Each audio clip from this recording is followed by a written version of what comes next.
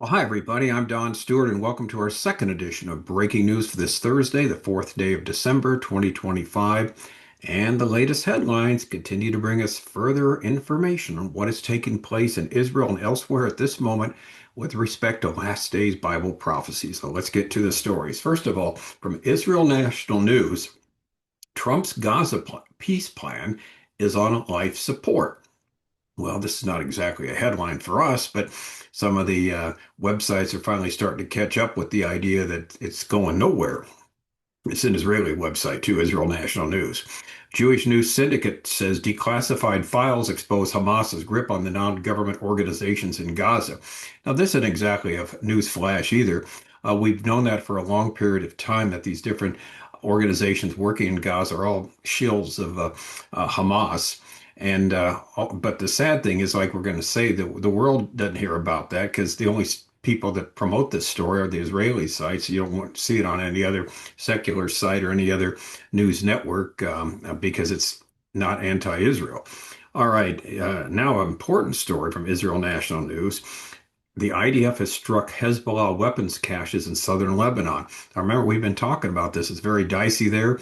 The leadership of Israel had a meeting with the leadership of Lebanon the first time since 1991 because of the problem with Hezbollah. They're afraid of getting into another shooting match there after a year of cease-firing, which they're very glad to have that.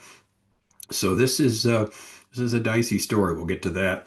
And then what's interesting in this one, Israel Hayom, Greece unveils plan to deploy missiles across Aegean islands. This, of course, because they're concerned about Turkey, and that has ramifications with last day's Bible prophecy too.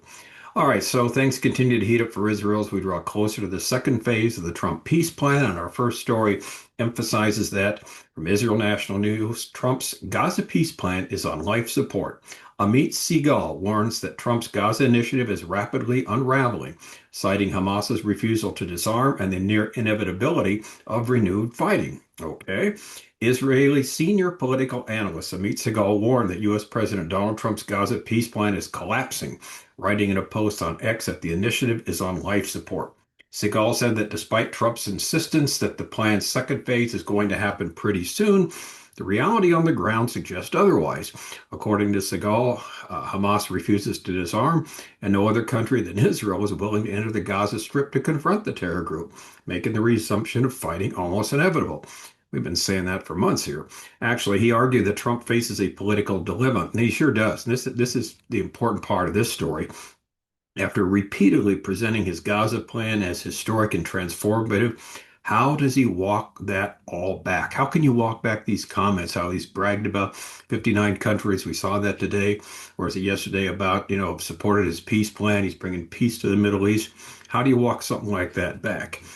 Be very difficult. Siegel added that Israel should give the situation a few months, allowing what he described as the president's fantasies to fade, while Jerusalem demonstrates that no alternative remains to a renewed IDF action against Hamas. Trump said on Wednesday that phase two of the plan would be implemented pretty soon, asserting that the process is going along well despite an incident in Rafah, in which five IDF soldiers were injured. The IDF said it had responded to Hamas's blatant violation of the ceasefire agreement with a targeted strike in southern Gaza. Now, what's interesting are the comments by the readers of this story. Basically, like the author, nobody believes that the plan has any hope of being followed through by Hamas, especially the disarming.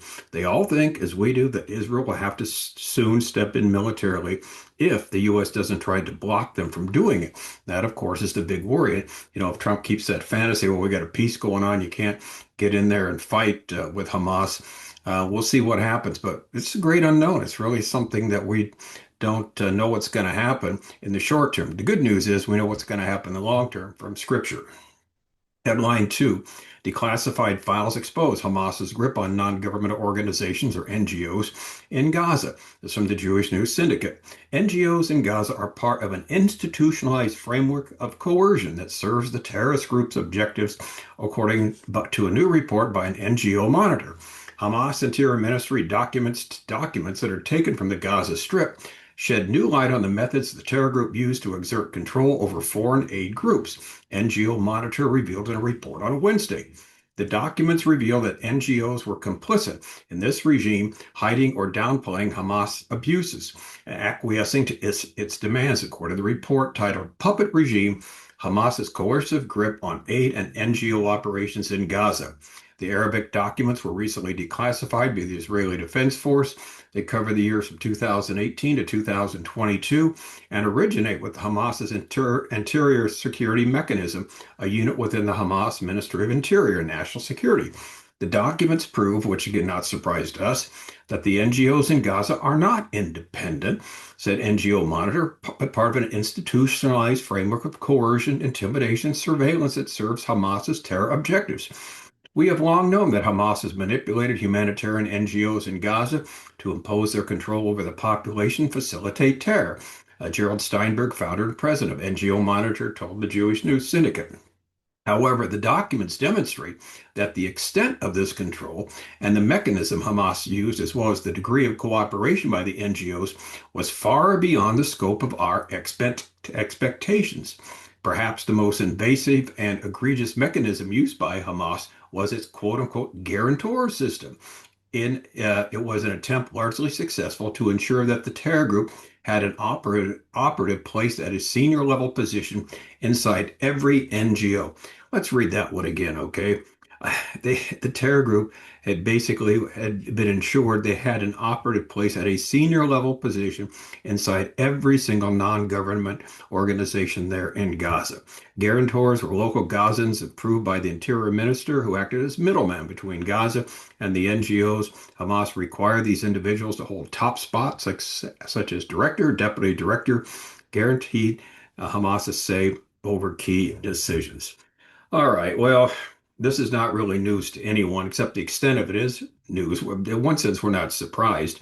If you've been following what's going on in Gaza, you knew all these organizations, including the UN, all of them are infiltrated by Hamas, and they're the ones running the show, and they're coercing the people. And if you don't follow, again, you will not live to see the end of the day there. That's the sad thing. And so, again, the really sad news is that no one's except Israeli news organizations are going to report this story. Israel continues to be shunned by the world day by day. Signed 21 of our 25 signs are near the end. There will be a rise in anti-Semitism. The entire world will be against Israel.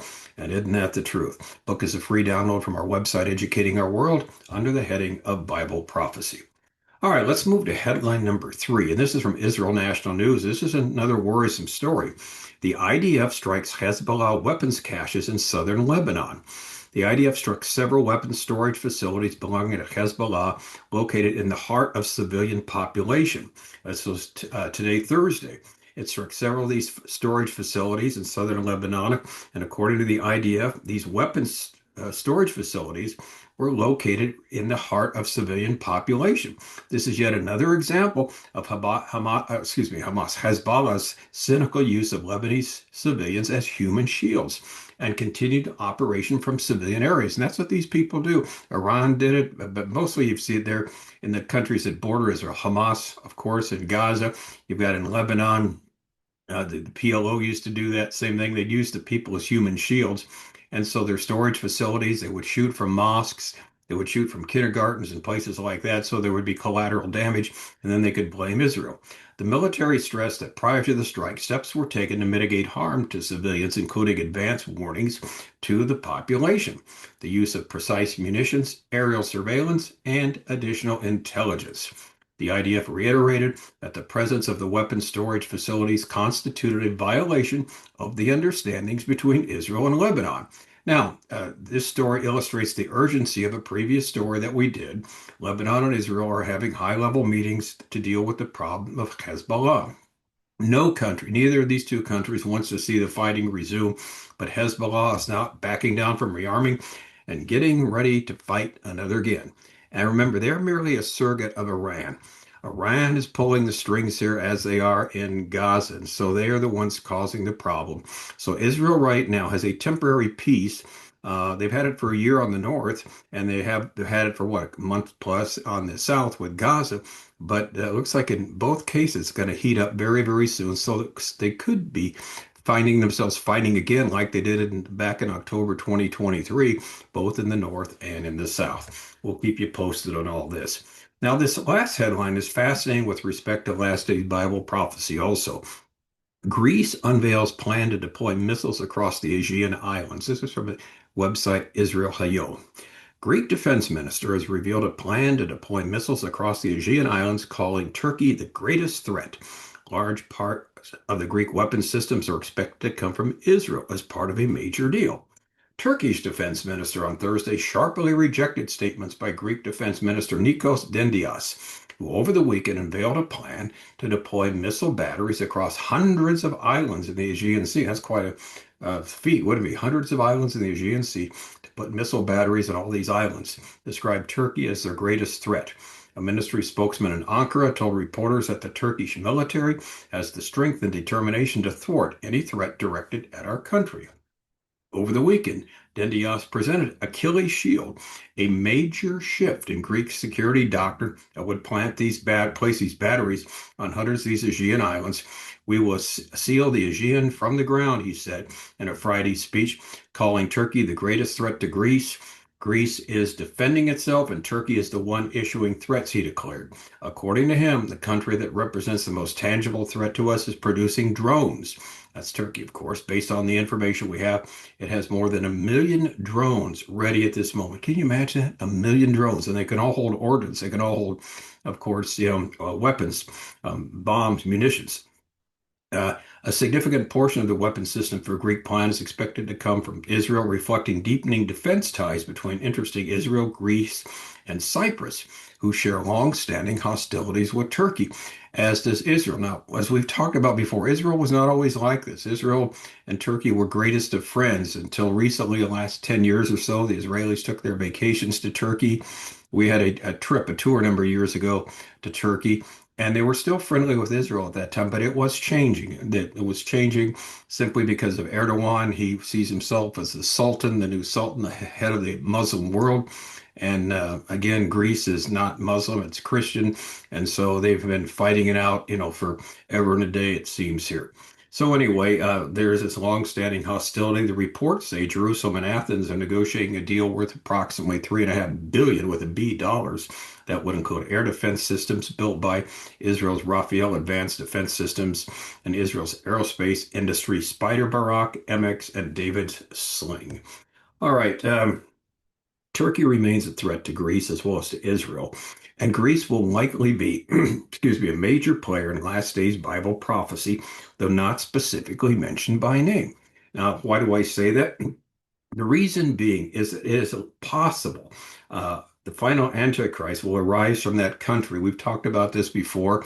One of the best types of the final Antichrist was the Alexander the Great, as we document in our book, The Final Antichrist, The Coming Caesar. And the Antichrist will come out of Western Europe. We know that out of the 10-nation confederation there that'll be put together in the last days.